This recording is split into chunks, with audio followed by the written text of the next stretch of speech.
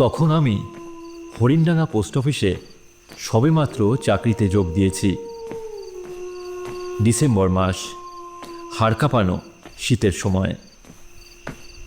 একা একটা বাসা ভাড়া করে থাকি, নিজে রান্না করে খাই। যেদিনকার কথা বলছি সেদিন কাজ সেরে অফিস থেকে বেরোতে বেশ অনেকটা রাত হয়ে যায়। বাইরে তখন প্রবল ঠান্ডা। পোস্ট অফিস থেকে আমার বাসার দূরত্ব ছিল বেশ অনেকখানি। হাঁটতে হাঁটতে শরীরটা বেশ ক্লান্ত লাগায় আমি ঠিক করি সেই রাতে বাড়ি ফিরে আর রান্না বান্না না করে বাইরে থেকেই খেয়ে বাসায় ফিরব। সেই মতোই এগোতে থাকি হারান চাচার দোকানের দিকে। কে জানে আজ এই ঠান্ডায় হারান চাচার দোকান এতক্ষণ খোলা আছে কি না। মেঘে ঢাকা জ্যোৎস্না রাতে ঘন অন্ধকারে ঢাকা গ্রামের পথ তখন একেবারেই জনমানবহীন এবং নিস্তব্ধ। পথ চলতে চলতেই দূর থেকে আমার চোখে পড়ে হারান চাচার দোকানে তখনও হ্যারিকেনটা টিমটিম করে জ্বলছে। এই তো খোলা আছে দোকান, যাই পা চালিয়ে তাড়াতাড়ি যাই।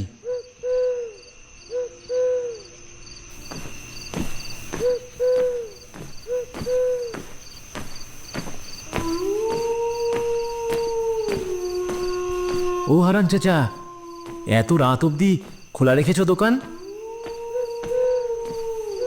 এই তো বাবু, এইবার আস্তে আস্তে গোটাবো। তা তা খানিক পরে গুটিও। ভাত রুটি কিছু হবে নাকি? হায় রে পোড়া কপাল, ভাত মাছ তো একেবারেই শেষ গো বাবু। তা একটুখানি ঘুগনি আছে। আমি দু চারখান গরম গরম হাত রুটি আপনারে বানিয়ে দিতে পারি, তাইলে চলবে বাবু? হ্যাঁ হ্যাঁ, চলবে কি গো, একদম দৌড়াবে। তুমি বানাও তাড়াতাড়ি, আমি বসি।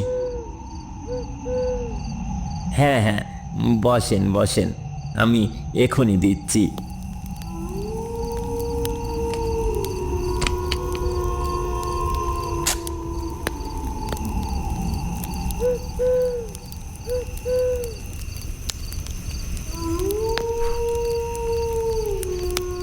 চাচা, আজ পথে গায়ে লোকজন এত কম কেন? ঠান্ডার জন্য নাকি? না না বাবু, শুধু ঠান্ডা না, আজ তো পূর্ণিমা, তাই। পূর্ণিমা, তাই জন্য? ঠিক বুঝলাম না চাচা। তা বুঝতে হলে আপনারে একটা গল্প শুনতে হবে। গল্প? আচ্ছা বেশ, তো বলো শুনি। এরপর সেদিন হারান চাচা আমাকে যে গল্পটা শোনায় সেটা শুনে আমি শুধু অবাকই হইনি, সে রাতে আমার আর ঘুম আসেনি এক ফোঁটাও।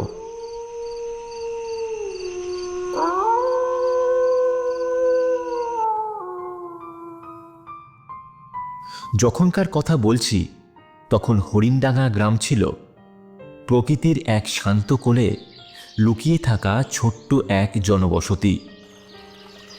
পাখির কলকাকলি, শীতল হাওয়ার মৃদু সুর আর ধানক্ষেতের মাঝে বয়ে চলা সরু খালের ধারা, এ সব কিছুই গ্রামটিকে স্বপ্নের মতো সুন্দর করে সাজিয়ে রেখেছিল। তবে সূর্যাস্তের পর থেকেই এই ছবির মতো সুন্দর হরিণডাঙ্গা গ্রামের চেহারা এক নিমেষেই যেন বদলে যেত। অন্ধকার ঘনিয়ে আসার সঙ্গে সঙ্গে চারপাশের জঙ্গল থেকে কেবল শিয়ালের ডাক ভেসে আসত। গ্রামের মানুষ সন্ধ্যা নামতে নামতেই তাদের ঘরের দরজা জানলা সব বন্ধ করে ফেলত। সন্ধ্যার পর কেউ কখনো ঘরের বাইরে বেরোতো না এ গায়ে, কারণ গ্রামের ঠিক মাঝখানে অবস্থিত অভিশপ্ত পোড়ো কুয়োটা সেই জনমানবহীন নিস্তব্ধ নিশুতি রাতে জীবন্ত হয়ে উঠত। রাত গভীর হলেই কুয়ো থেকে ভয়ঙ্কর আওয়াজ ভেসে আসত। কখনো তা মনে হতো শোকাতুর কোনো নারীর কান্না, আবার কখনো তা তীব্র আক্রোশে ভরা কোনো নারীর চিৎকারের মতো শোনাতো। এই অভিশপ্ত পোড়ো কুয়োর সঙ্গেই যুক্ত ছিল এই গাঁয়ের জমিদার পরিবারে ঘটা এক করুণ কাহিনীর ইতিহাস।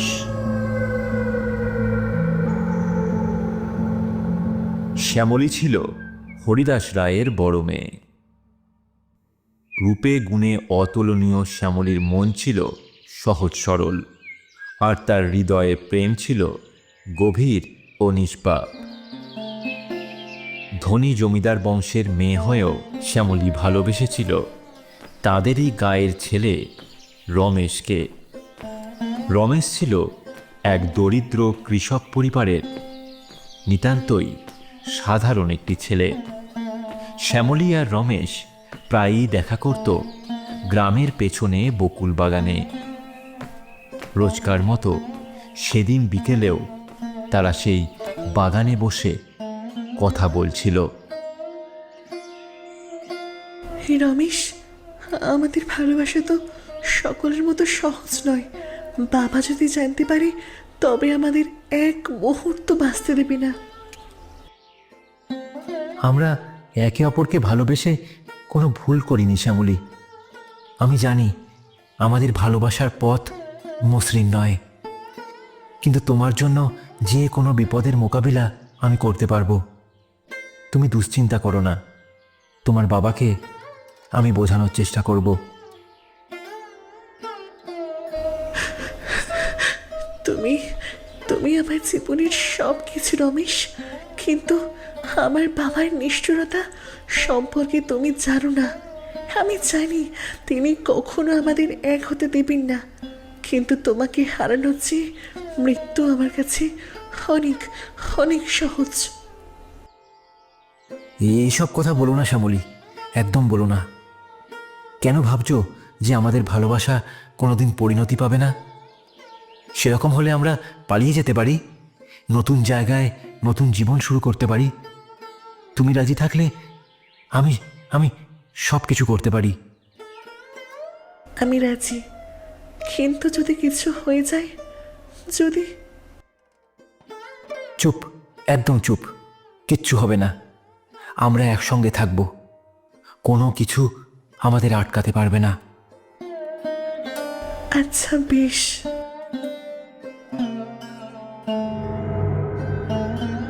এইদিকে শ্যামলী আর রমেশের কথা গাছের আড়াল থেকে সব শুনে ফেলে জমিদারের এক বিশ্বস্ত কর্মচারী। খবর পৌঁছায় শ্যামলীর বাবা জমিদার হরিদাস রায়ের কানে। জমিদার হরিদাস রায় ছিলেন একজন অত্যন্ত নিষ্ঠুর প্রকৃতির ক্ষমতালোভী মানুষ। প্রেম ভালোবাসা এসবের কোনো মূল্য তার কাছে ছিল না। তিনি শুধু বুঝতেন ধন সম্পদ এবং বংশমর্যাদা। বিশ্বস্ত কর্মচারী রাম সিংয়ের কাছে এই সংবাদ পেয়ে জমিদার হরিদাস রায় রেগে আগুন হয়ে উঠলেন। আমার মেয়েকে এক চাষার ছেলে ভালোবেসেছে, হ্যাঁ, এত বড় স্পর্ধা তার, এ আমি সহ্য করব না। কে এই রমেশ? তার সাহস হয় কিভাবে আমাকে অবজ্ঞা করার? এরপর জমিদার মশাই তার লোকদের আদেশ দিয়ে বললেন, যা, এখনই রমেশকে আমার সামনে নিয়ে আয়। তাকে এই আস্পর্ধার শাস্তি পেতেই হবে। আর শ্যামলীকেও আমি শিখিয়ে দেব জমিদারের কথার অবাধ্য হলে কি পরিণতি হয়। সেই রাতেই রমেশকে গভীর রাতে তার বাড়ি থেকে ধরে আনে জমিদারের লোকেরা।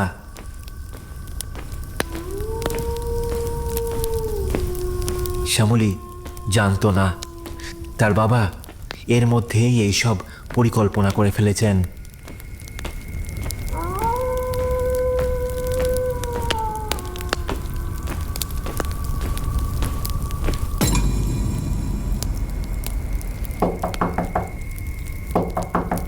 এই রমেশ, দরজা খোল, খোল দরজা।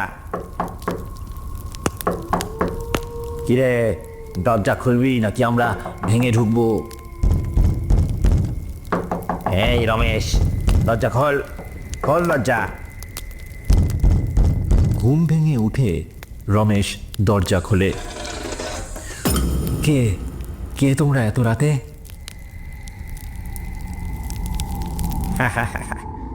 কে আমরা? তোর মৃত্যুদূত। চল। কোথায় যাব? কোথায়? চল বলছি, জমিদার বাবুর হুকুম আছে। তা তা এখন এত রাতে কেন যাব? সকালে যাব। যাবিনি মানে? তোর বাপ যাবে। নে, ধর তো বেটাকে।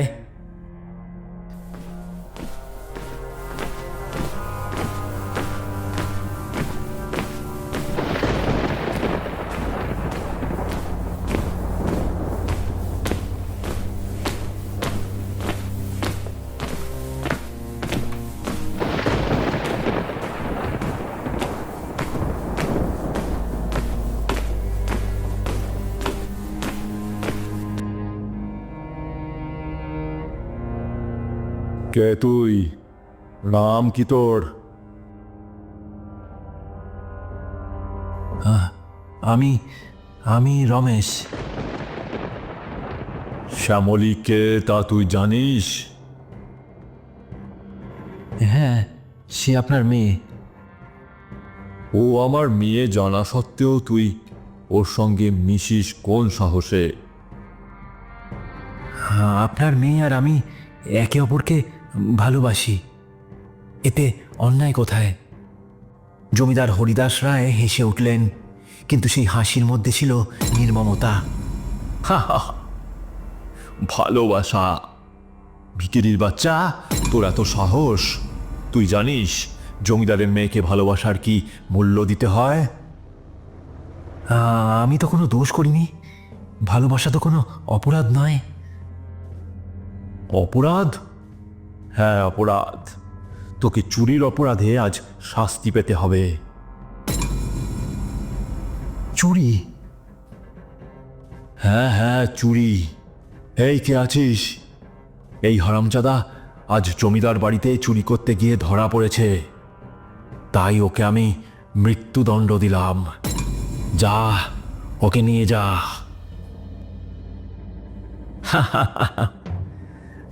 জমিদার বাবু, এইভাবে আপনি একটা রমেশকে মেরে ফেলে ভালোবাসা আটকাতে পারবেন ভেবেছেন? আপনি অতি তুচ্ছ, আপনার ক্ষমতাও অতি তুচ্ছ। এই ভালোবাসার অভিশাপ আপনাকেও একদিন নির্মমভাবে হত্যা করবে, এই আমি বলে দিলাম। চলো, কে আছো? আমি আমি মরতে প্রস্তুত।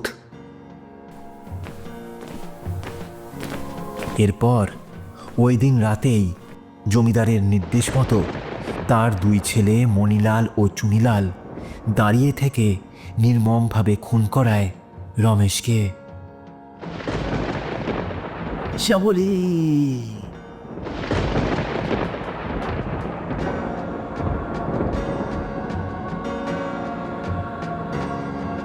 এই, তোরা তোদের কাজ কর, যা।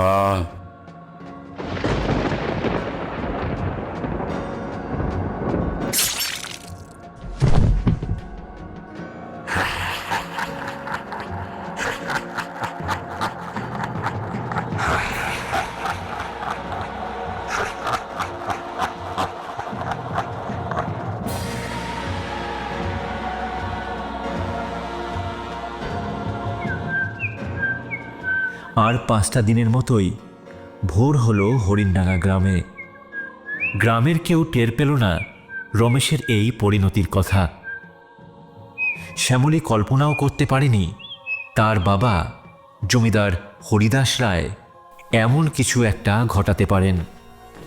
দিন দুয়েক সে খুঁজে বেড়ালো তার রমেশকে, তাদের সেই বকুল বাগান, মাটির রাস্তা, নদীর পাড়ে। কিন্তু রমেশের সমস্ত চিহ্নটাই যেন মুছে গেছে হরিণডাঙ্গা গ্রাম থেকে। রমেশকে কিছুদিন খুঁজে না পেয়ে শ্যামলী তার বাবার সামনে এসে দাঁড়ালো। বাবা, বাবা, রমেশ কোথায়? আপনি তাকে কি করেছেন? তুই এত সাহসী হয়ে উঠেছিস যে আমায় প্রশ্ন করিস? হ্যাঁ, রমেশকে আমি পৃথিবী থেকে সরিয়ে দিয়েছি। এবার তোর ভালোবাসার সাহস কমবে। শ্যামলীর সমস্ত শরীর শিউরে উঠল। শ্যামলী যেন নিজের কানে বিশ্বাস করতে পারল না এই কথাটা। তার পায়ের তলার মাটি থরথর করে কাঁপতে লাগলো। তার হাত পা অবশ হয়ে গেল। নির্জীব পুতুলের মতো সে বসে পড়ল মাটিতে। ওদিকে জমিদার হরিদাস রায় নির্বিকার মুখে হুঁকো টানছেন। মেয়ের এই হাহাকার তাকে স্পর্শ করতে পারল না।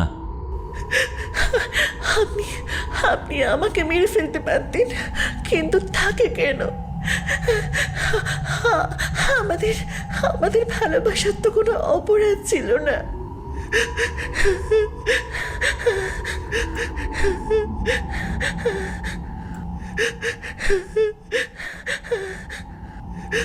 জমিদার রাগান্বিত কণ্ঠে বললেন, তুই যদি আমার মেয়ে হোস তবে এই ভালোবাসার গল্প এখানেই শেষ কর, নইলে রমেশের মতো তোকেও শাস্তি ভোগ করতে হবে। এই কথা শুনে শ্যামলী কিছু না বলে ঘর থেকে বেরিয়ে গেল।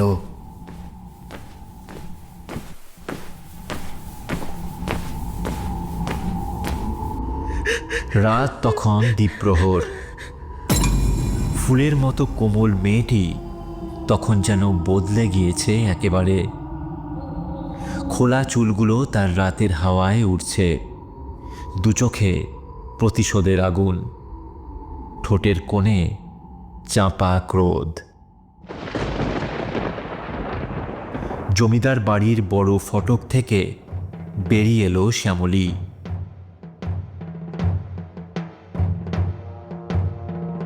সে সেই অভিশপ্ত কুয়োর পাশে গিয়ে একা একা দাঁড়ালো। তার চোখে ছিল অশ্রু আর হৃদয়ে প্রতিশোধের আগুন।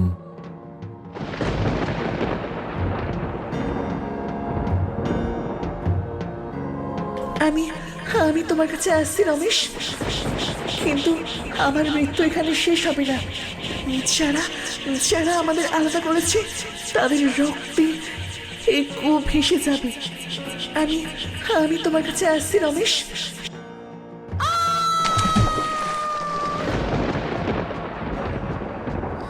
আর এরপর থেকেই সেই অভিশপ্ত কুয়োতে শুরু হলো সব ভয়ঙ্কর ঘটনা। জমিদার পরিবারে একের পর এক অপমৃত্যু ঘটতে লাগলো। প্রথমে জমিদারের বড় ছেলে মণিলাল এক রাতে নিশির ডাকে সাড়া দিয়ে বাড়ির ছাদ থেকে পড়ে মরল। কে কে কে কে কে ওটা? শ্যামলী?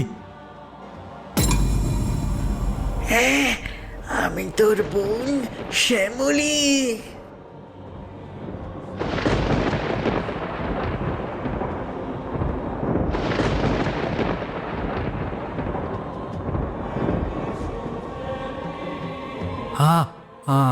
আমাকে মারিস না শ্যামলী, মারিস না।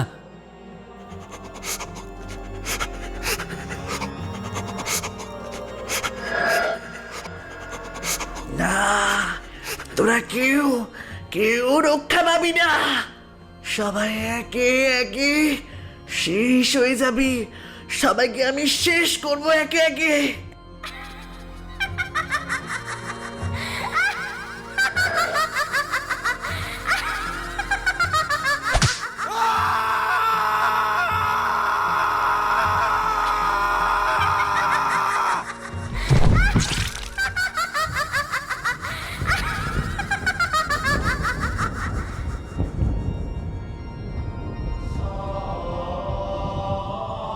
তারপর জমিদারের ছোট ছেলে চুনিলাল পুকুরে স্নান করতে গিয়ে জলে ডুবে মরল।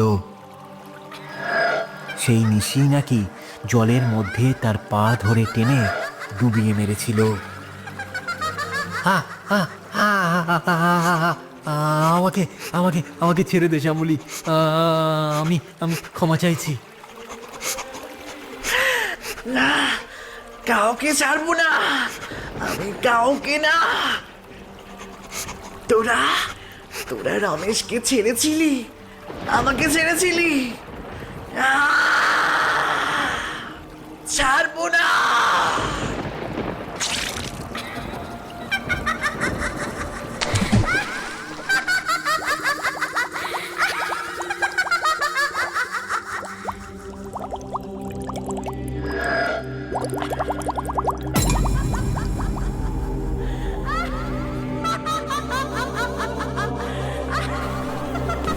এরপর পুত্রশোকে কাতর জমিদার হরিদাস রায় এক রাতে কুয়োর পাশে গিয়ে দাঁড়ালেন।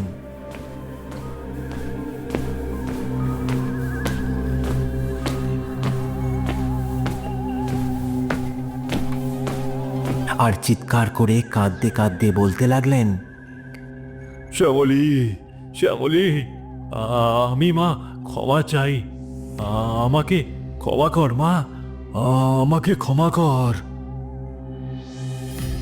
তখন কুয়োর ভেতর থেকে শ্যামলীর ভয়ঙ্কর কণ্ঠ শোনা গেল, ক্ষমা? তুমি কি আমাকে ক্ষমা করেছিলে? রমেশকে করেছিলে? আমাদের ভালোবাসাকে বুঝেছিলে? না, বোঝনি। আর এখন আশা করছো আমি বুঝবো? না, বুঝবো না।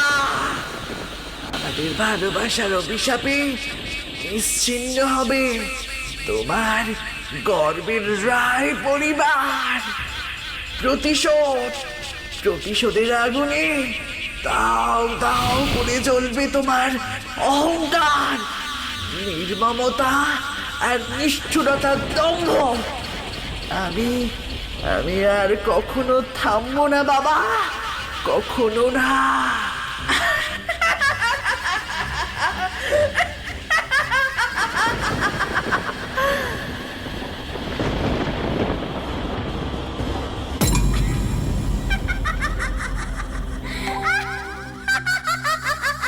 কুয়োর পাশে দাঁড়িয়ে শ্যামলীর ছায়ামূর্তি তখন ক্রোধের আগুনে রুদ্র রূপ ধারণ করেছে। সেই বীভৎস রূপ দেখে বুকের ভেতরটা যেন কেঁপে ওঠে থরথর করে।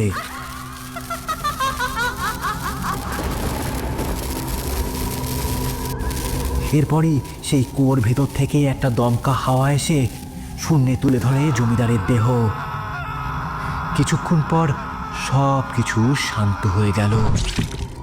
জমিদার হরিদাস রায়ের নিথর দেহ তখন ভুল লুণ্ঠিত, তার মুখ থেকে রক্ত গড়িয়ে পড়ছে রায়বাড়ির শুকনো মাটিতে।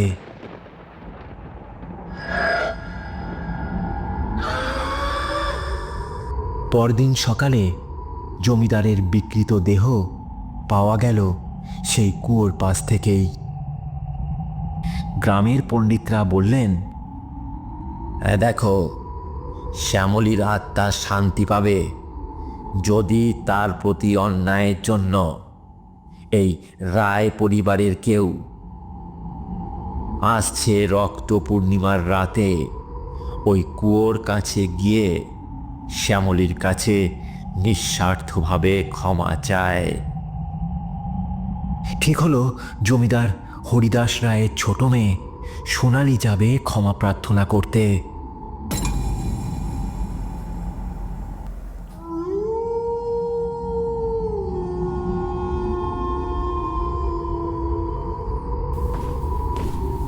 তখন মধ্যরাত্রি, রক্তচাঁদের আলোয় উদ্ভাসিত গোটা জঙ্গলের পথ। সোনালি তার দিদি শ্যামলীর কাছে কুয়োর দিকে এগোতে থাকল। অবিরাম ঝিঝির ডাক আর জ্যোৎস্নার রক্তাভ আলোয় জঙ্গলে ঘেরা পরিত্যক্ত জমিদার বাড়ির কুয়ো তখন যেন সাক্ষাৎ মৃত্যুদূত। দিদি, দিদি, দিদি, আমি সোনালি তোমার কাছে ক্ষমা চাইতে এসেছি। চারিদিক একেবারে নিশ্চুপ, যেন শ্মশানের নীরবতা সম্পূর্ণ জঙ্গল জুড়ে। সোনালি আবার ডাকলো, দিদি, দিদি তুমি আসবে না আমার কাছে? বলবে না কথা?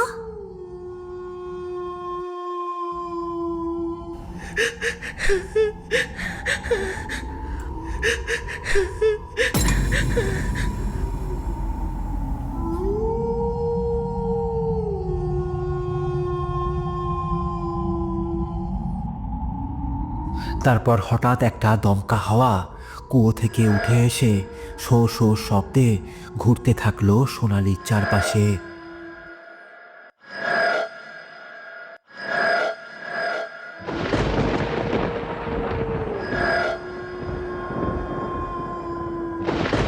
দিদি, আমাদের ক্ষমা করো। আমি জানি তোমার সঙ্গে অন্যায় হয়েছে, সে অন্যায় সব ক্ষমার ঊর্ধ্বে। আমি সবার হয়ে তোমার কাছে ক্ষমা চাইছি। দোষীরা তো সবাই শাস্তি পেয়েছে দিদি, আর কোনো পুরুষ বেঁচে নেই আমাদের বংশে।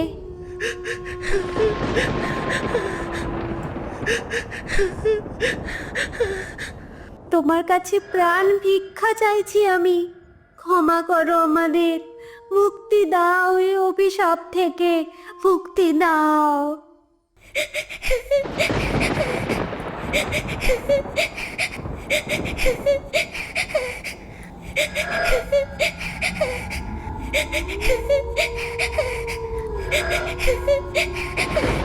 বলো আমার, তুই এসেছিস আমার কাছে।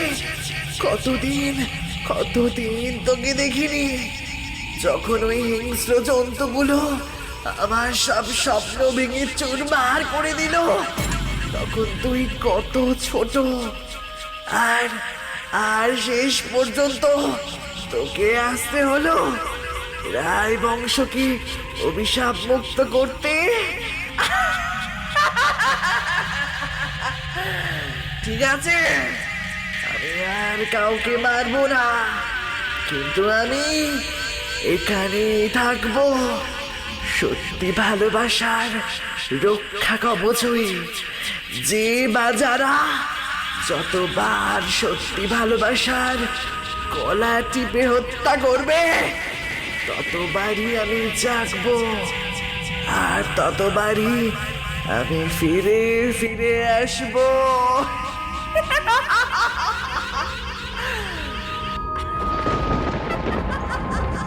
এই বলেই শ্যামলীর সেই ছায়ামূর্তি বিলীন হয়ে গেল রাতের আকাশে। মেয়ের অভিশাপ থেকে মুক্তি পেল রায় পরিবার।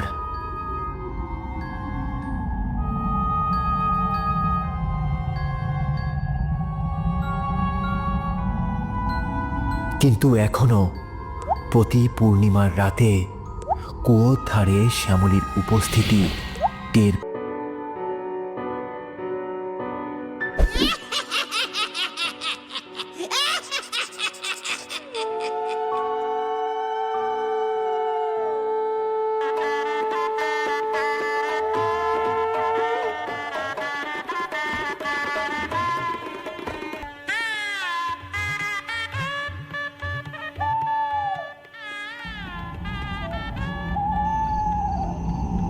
কাশিমপুর গাঁয়ে পটাইয়ের চায়ের দোকানে রোজ সন্ধ্যায় আড্ডা বসে। মিলন, রবি, সুজন রোজকার মতন সেদিনও গরম চায়ের ভাঁড়ে চুমুক দিতে দিতে গল্প করছিল। এবার শীতটা বেশ জাঁকিয়ে পড়বে বলে মনে হচ্ছে, কি বল? হ্যাঁ, গত অগ্রহায়ণেও হেব্বি ঠান্ডা পড়েছিল। রানার বিয়ে ছিল এই সময়, মনে আছে কত আনন্দ করেছিলাম আমরা? হ্যাঁ ভাই, বিরাট মজা করেছিলাম সবাই। কিন্তু এইবার অগ্রহায়ণ শেষ হতে চলল, তবু একটাও নেমন্তন্ন জুটলো না কপালে। তা যা বলেছিস, কতদিন কবজি ডুবিয়ে বিয়ে বাড়িতে খাওয়া হয় না। ওদের কথাবার্তা চলতে চলতেই পটাইয়ের দোকানে এসে হাজির হন সবার প্রিয় শৈলদাদু। আরে আরে শৈল দাদু যে, আজ এত দেরি করলে যে?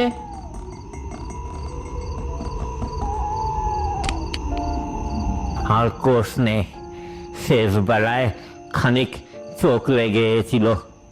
উঠে দেখি চারিদিক অন্ধকার। তারপর সন্ধ্যা নিক করে আস্তে আস্তে দেরি হয়ে গেল আজ। এর মধ্যে পটাই এসে গরম গরম চা দিয়ে যায় শৈল দাদুকে। চায়ের ভারে চুমুক দিয়ে দাদু জিজ্ঞাসা করলেন, চা, সেই শীতের সন্ধে কি নিয়ে গল্প করছিলি তোরা সব? ওই গেল অগ্রহায়ণে রানার বিয়েতে কত মজা করেছিলাম, কত কি খাওয়া দাওয়া হয়েছিল, আর এবার কোনো নিমন্ত্রণ নেই জুটল না কপালে, এইসব কথাই বলছিলাম। আরে বাবা, রানার বিয়ে হয়েছে তা 1 বছর হয়েও গেল। সময় কত দ্রুত চলে যায়। আর এই অগ্রহায়ণে বিয়ে বাড়ির কথা শুনলেই আমার একটা বিয়ের কথা খুব মনে পড়ে। কার বিয়ের কথা গো দাদু? তা দেশের বিয়ে নয়, ভূতের বিয়ে। ভূতের বিয়ে? বলো না দাদু, ঘটনাটা শুনি, কোনদিন তো শোনাওনি।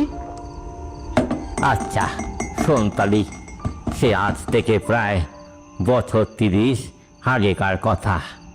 তখন আমি আনন্দপুর পোস্ট অফিসে চাকরি করি। আমাদের গায়ে একজন পুত থাকতো।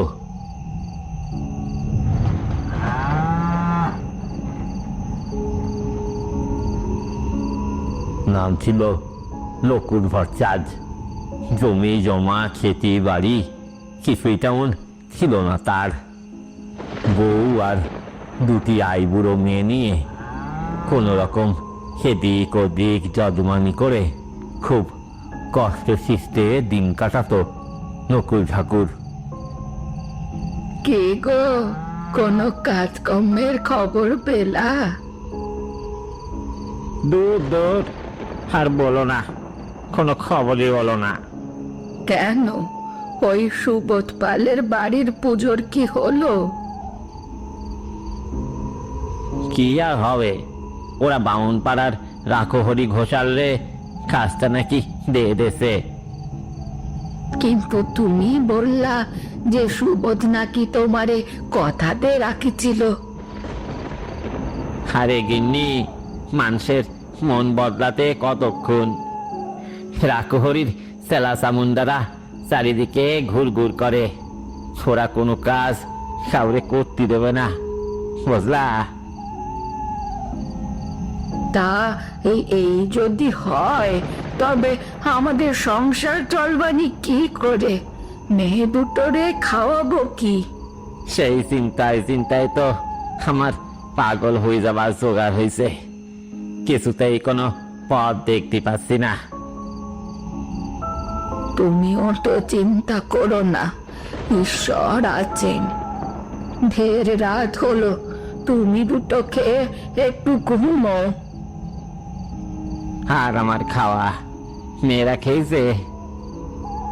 হ্যাঁ, ওরা খেয়েছে। তুমি হাত মুখ ধুয়ে এসো, আমি ভাত বাড়ছি। আচ্ছা, নিজের ভাতটাও বেরো, আমি আসতেছি। এরপর খাবার খেয়ে শুয়ে পড়ে নকুল ঠাকুর। রাত বাড়তে থাকে, কিন্তু ওর চোখে ঘুম আসে না। ও মনে মনে ঠিক করে আগামীকাল কাজকর্ম জোগাড় করতে না পারলে ও আর ঘরে ফিরবে না।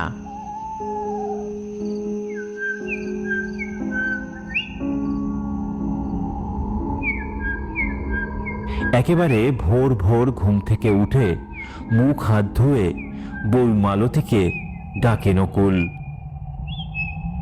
সন্ধ্যার মা, ও সন্ধ্যার মা, শুনতেছ? আমি বেরোচ্ছি।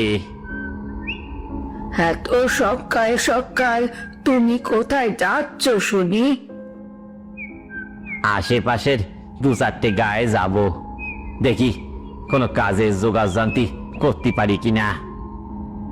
কিছু অন্তত মুখে দিয়ে যাও, খালি পেটে সারাদিন ঘুরলে তো মাথা ঘুরি পড়বা। না না, এখন কিছু খাবো নি। তুমি এক কাজ করো, একটা কাপড়ে বেঁধে একটু সিয়ে আর গুড় দে দাও, খিদে লাগলি খাবানি।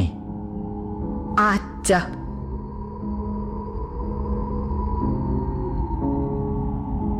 এরপর নকুল ঠাকুর চিড়ে গুড়ের পুটুল নিয়ে সেই সকালবেলা বাড়ি থেকে বেরিয়ে পড়ল আশেপাশের গায়ে কাজ খুঁজতে।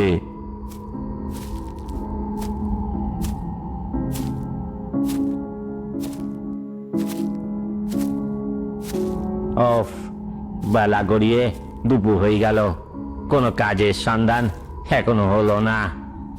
তবে হাল চাললি চলবে না, আরো অনেক ঘুরতে হবে। এক কাজ করি, দুটো খেয়ে তারপরে গই। পথের ধারে একটা বাঁধানো বটতলায় বসে নকুল ঠাকুর চিড়ে গুড় খেতে শুরু করলো।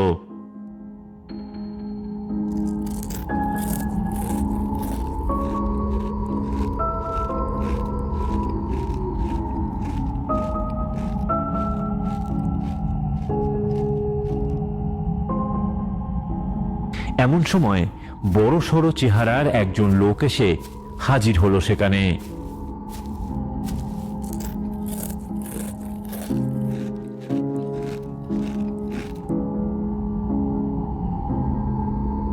আচ্ছা, নকুল ঠাকুর আপনার নাম? নকুল ঠাকুর ভয় ভয় বললে, হ্যাঁ, আগে আমি নকুল ঠাকুর।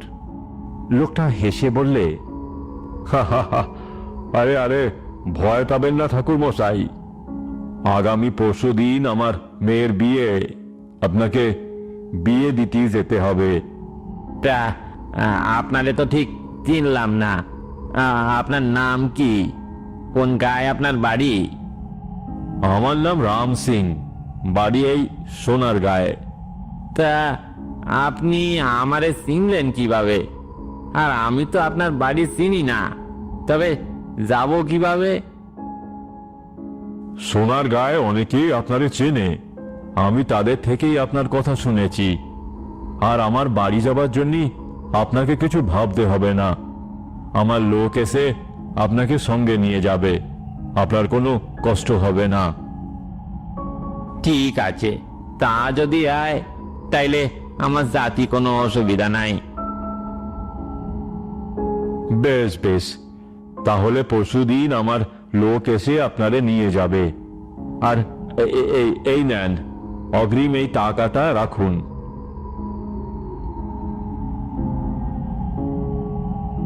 আর একখানা কথা বলি, আপনি যদি অনুমতি দেন। হ্যাঁ হ্যাঁ, বলুন বলুন। বলছিলাম ঠাকুর মশাই, যে আপনার বাড়ি আনন্দপুর থেকে আমাদের সোনারগাঁ তো ঢের পথ। যদি আপনি রাজি থাকেন তো আগামীকাল সন্ধ্যের পর আমার লোক এসে আপনাকে নিয়ে যাবে। রাত্রে এই গরিবের বাড়িতে আহার নিদ্রা করে পরদিন বিয়ের কাজ সেরে আবার ফিরে আসবেন। আমার লোকই আপনাকে পৌঁছে দিয়ে যাবে, কোনো কষ্ট হবে না আপনার। তা দেবে তো, ঠিক আছে, তাই যাবো খানি। অনেক অনেক ধন্যবাদ ঠাকুর মশাই, আমি আসি।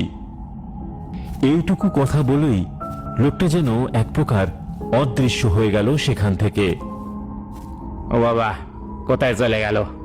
তা যাই হোক, জয় মা, মঙ্গলময়ী মা আমার, তুমি মুখ তুলে চেয়েছো, কাজও এলো, সেই সঙ্গে অগ্রিম টাকাও এলো। লোকটাকে বেশ অবস্থাপন্ন ঘরের বলেও মনে হচ্ছে। যাই, এবার বাড়িতে গিয়ে গিন্নিরে সুসংবাদখানা দিই, আর এই অগ্রিম টাকাটা দিয়ে কিছু চাল আর ডাল কিনে নিয়ে যাই ঘরে।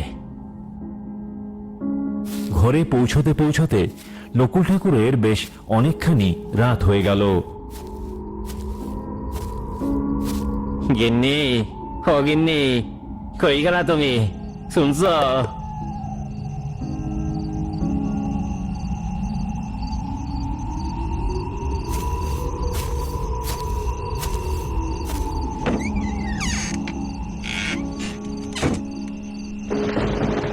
এত সময় দেরি করলা যে? চিন্তায় চিন্তায় আমার পাগল হয়ে যাবার জো হয়েছিল। ঈশ্বর মুখ তুলে চেয়েছেন গো আমাদের দিকে, চেয়েছেন। ও মা, কি বলছো? কি কাজ পেয়েছো তুমি? তার বলি কি, নাও এতে ডাল আর চাল আছে, ধরো। কাজও পাইছি আর তার সঙ্গে অগ্রিম টাকাও। কও কি গো? আমার তো বিশ্বাসই হচ্ছে না। সোনতালি। এরপর নকুল ঠাকুর সব কথা ওর স্ত্রী মালতীকে বলে। সব শুনে নকুল গিন্নি হতবাক হয়ে জিজ্ঞাসা করে, তুমি তাহলে কাল কখন যাচ্ছ? বইকাল তো লোক পাঠাবে কইল। আচ্ছা, তাহলে এখন চাটনি খেয়ে শোগা।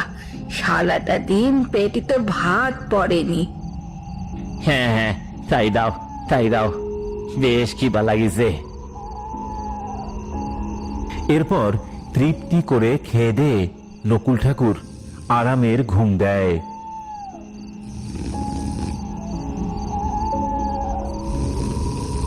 পরদিন সন্ধ্যের আগেই সেজে গুজে ফতুয়া আর উড়ুনি গায়ে দিয়ে তৈরি হয়ে নকুল ঠাকুর বসে রইল তার বাড়ির বাইরের দাওয়ায়।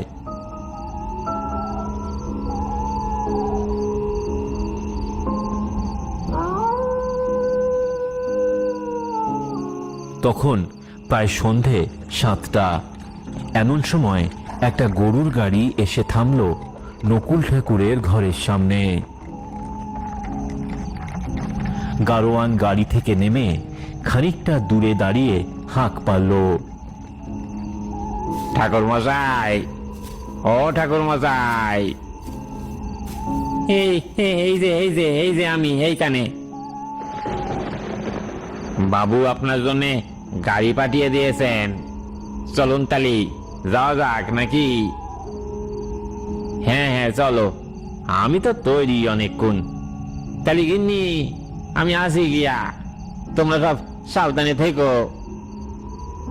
দুক্কা সাবধানে যেও। নকুল ঠাকুর তাড়াতাড়ি করে কাপড় আর গামছা একটা পুটুলিতে বেঁধে নিয়ে উঠে পড়ল সেই গরুর গাড়িতে। গাড়িটা চলতে শুরু করলো। গাড়ির উপর ছাউনি দেওয়া। গাড়োয়ান বললে, ঠাকুর মশাই, আপনি গাড়ির মধ্যে শুয়ে পড়ুন, অনেকখানি পথ, সময় লাগবে ঢের। চাটাই আর মাদুর দুটোই পাতা আছে, আপনার কষ্ট হবে না। আমি ঠিক সময় আপনাকে দেখিয়ে দেবো। আচ্ছা বাবা, তাই ভালো, আমি একটু জিরিয়ে নিই বরং। গাড়োয়ানের কথা শুনে নকুল গাড়ির ভেতর শুয়ে পড়ল। কিছু সময় পর তার দু চোখ লেগে আসলো।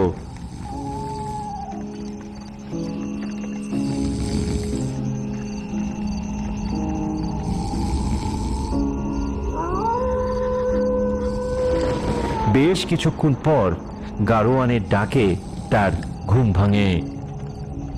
ও ঠাকুর মশাই, এবার উঠে পড়েন, আমরা এসে গেছি যে, ওঠেন।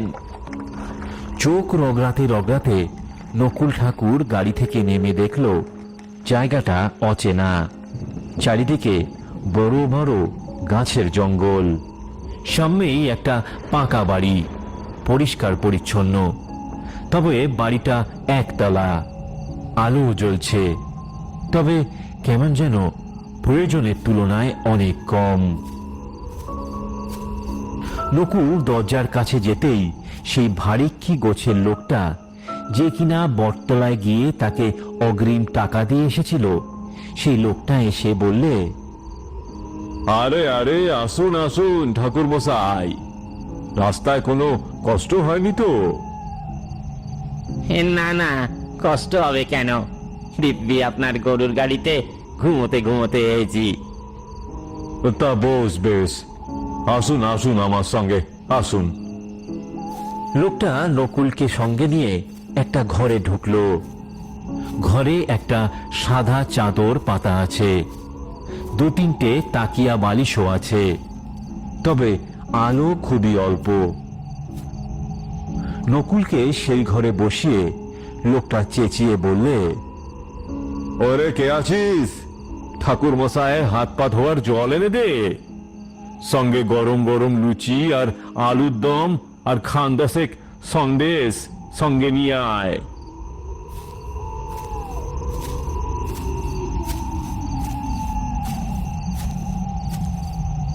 হাত মুখ ধুয়ে পেট পুড়ে খাওয়া দাওয়া সেরে নকুল ঠাকুর বিছানায় গেল ঘুমোতে।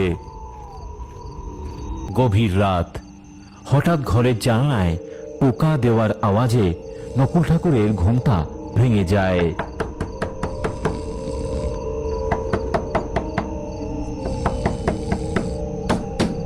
ও, এত রাতে ঘরের জানলাতে কে আবার শব্দ করে? ডাক দিয়ে দেখি একবার। কে? সিং বাবু নাকি বাইরে? কে আছে ও বাইরে? কেডা? কেউ কোনো উত্তর দেয় না, কিন্তু আওয়াজটা বারংবার আসতেই থাকে।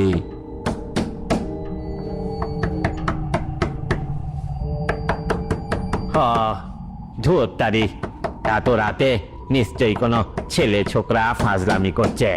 দাঁড়া দাঁড়া, দেখাচ্ছি মজা।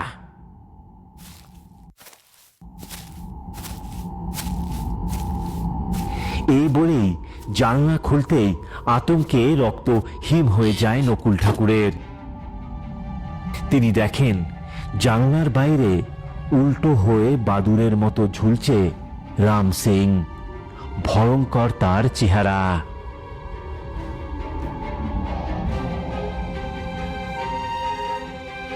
হে কি, হে কি, হে আমি কি দেখি? হে যে রাম সিং, কিন্তু এ কি ভয়ঙ্কর রূপ তার! হে কি রূপ! আমি কি চোখে ভুল দেখতেছি নাকি নাকি আমার মাথাখানাই খারাপ হয়ে গেল? না না না না, এইখানে বসে থাকলে আর হবে না। রাম সিং রে দেখি একবার শুধুই। হে কি দেখলাম আমি!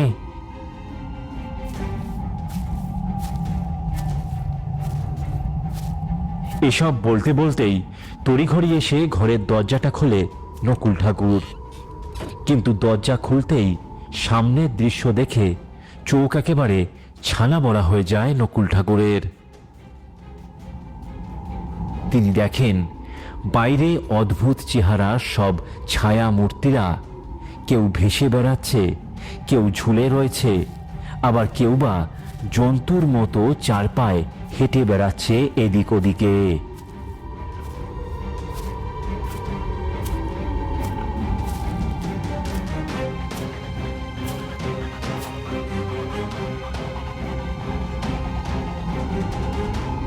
এমন সময় হঠাৎ করে তার কানে আসে একটা গলার আওয়াজ।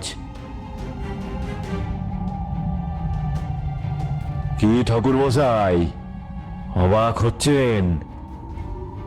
নকুল ঠাকুর তাকিয়ে দেখেন তার সামনে দাঁড়িয়ে রয়েছেন স্বয়ং রাম সিং। তার চেহারা তখন আগের মতোই স্বাভাবিক। থতমত খেয়ে ঠাকুর মশাই বলেন, হ্যাঁ হ্যাঁ, আমি তো কিছুই ঠাউর করতে পারছি না মশাই। হে, এসব কি হচ্ছে এখানে? এ কোথায় এসে পড়লাম আমি? হে কোথায় এসে পড়লাম? আমাদের দেখে আপনার ভয় করাটা খুব স্বাভাবিক ঠাকুর মশাই। আসলে আপনি এখন সব মৃত আত্মাদের সঙ্গে রয়েছেন। আমরা এখানে কেউ জীবিত নই। হ্যাঁ, তার মানে আপনি আমারে মারবেন বলে এখানে ধরে আনিছেন? আমি কি ক্ষতি করেছি আপনার? আরে না না ঠাকুর মশাই, আমরা ভূত হতে পারি, কিন্তু জীবিত মানুষের মতো ভয়ঙ্কর নই। কাউকে মেরে কারোর ক্ষতি করি না। আপনারা এখানে বিয়ের কাজের জন্যই আনা হয়েছে। তো কার বিয়ে হবে এখানে? সবতে ভূত, ভূতের বিয়ে? সে কি কথা, কেন করছেন এসব? কেন করছি তাহলে শোনেন বই। আমরা ছিলাম সব জেলে বাগদি। আমাদের এখানকার এক বাগদি ঘরের ছেলে মংলু ভালোবেসেছিল বামুন পাড়ার চৌধুরী মশাইয়ের নায়েবের মেয়ে তাপসীরে। কিন্তু কিছুদিন যেতে না যেতেই ওদের দুজনের অজান্তেই ওদের সব কথা নায়েবের কানে পৌঁছয়। রাগে আগুন নায়েব এই অপমান সহ্য করতে না পেরে এক চরম সিদ্ধান্ত নেয়। মংলু আর তাপসীর বিয়ে দেওয়ার নাম করে আমাদের সোনার গায়ে এসে লোক দিয়ে আগুন লাগিয়ে ছারখার করে দেয় পুরো সোনার গা।